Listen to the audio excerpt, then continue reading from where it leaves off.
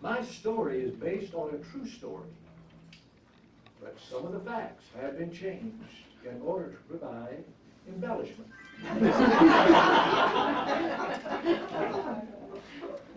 Do you remember your first date? That excitement, that anticipation? Well, I remember my first date, and I am 81 years old. Her name was Martha Marie, and we met at the end of the school year high school dance in Albany, Georgia. Now, I would see Martha during school hours, but I never had the nerve to walk over and introduce myself. I guess you might say I was a shy guy. But when I saw Martha at this dance, and it was the last social event of the year, I said to myself, George, it is now or never.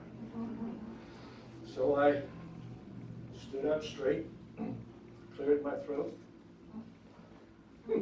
prayed, and I walked over and I introduced myself. And during the conversation, I asked Martha for a date. And she accepted. Under these conditions, Saturday night, 7 o'clock, don't be late. Now, when I got up Saturday morning, don't be late was embedded in my brain.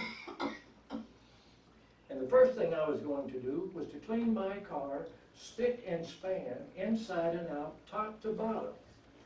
And I wanted to do this before it got too darn hot.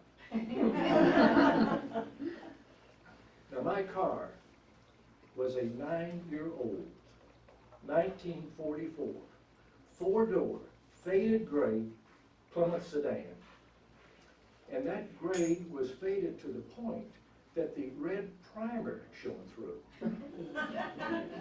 It was not a pretty car, but it was my car, and the radio worked. Well, I was about to polish my car when I realized that I was out of car polish, and time was an issue, so I had to improvise. And I used some of my mother's liquid beeswax furniture polish. And I'm telling you, when I finished polishing that car, it looked like it was still on the showroom floor. What I did not realize, however, was the liquid polish combined with the heat of the day would attract dust and dirt. Well, I finished polishing my car and I got dressed and I headed to Martha's house. And on the way, I stopped at a Kresge Five and Dime.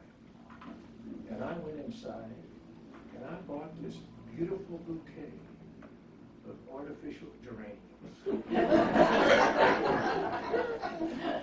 You see, I wanted everything to be perfect. Now, Martha's house was located on a dirt road at the top of a hill.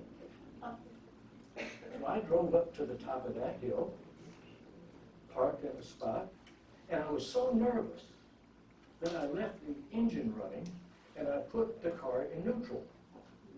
I grabbed the flowers and I got out of the car. I walked around the front of the car, down that driveway, up 1, 2, 3 steps to the front porch. And just as I was about to ring that doorbell, I just happened to turn around and look behind me. And my car was rolling down that hill. Backwards.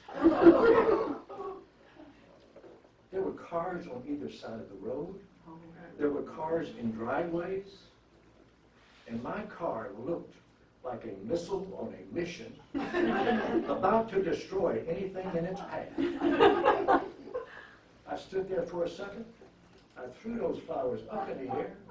I jumped off of that porch. I ran diagonally across that yard. I jumped across the drainage ditch onto the running board of my car. I opened that door from the passenger side. I slid over to the driver's side, and I hit the brakes. And I closed my eyes. And finally, we slid to a stop. There was no impact. That was good. I sat there, my hands were frozen to that steering wheel. And suddenly, my car was totally engulfed and surrounded by this dark cloud of dust and dirt and debris. My heart was pounding a mile a minute, and finally that dust settled. And I once again attacked that hill. I parked in almost the same spot, but this time I turned off the engine and I engaged the emergency brake. I got out of my car and I looked at it, and I did not recognize my car. It had totally changed colors. It was covered in all of this dust and dirt, and a lot of that dust and dirt had drifted to the inside. I was panic-stricken. I stood there and I said, oh my gosh, what am I going to do now? This was turning into the date from hell, and I hadn't even seen my date yet. Then this little voice, calming little voice from inside my head, spoke to me. And it said, maybe she won't notice.